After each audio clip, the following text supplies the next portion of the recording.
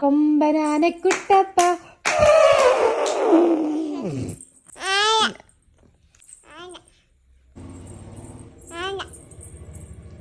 എന്ന് ആനേനെ കാണണ.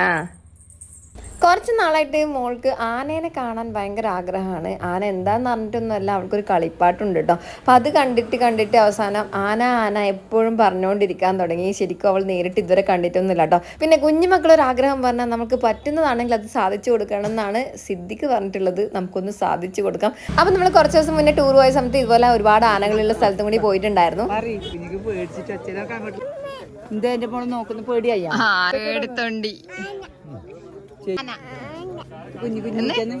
ശരിക്കും പറഞ്ഞാൽ ആനനെ നേരിട്ട് കണ്ടപ്പോൾ കോമഡിയാണ് ഉണ്ടായത്. അവൾക്ക് ശരിക്കും പേടിയാട്ടോ ആയത്. അവള് കുഞ്ഞെന്തോ സാധനം എന്നാണ് വിചാരിച്ചത്. എന്തോ വലിയ സാധനം കണ്ടപ്പോൾ ആകെ കിളി പോയി. എന്തായാലും ഇത് നമുക്കൊരു കോമഡി ആയിട്ടുള്ളൊരു മെമ്മറി ആട്ടോ.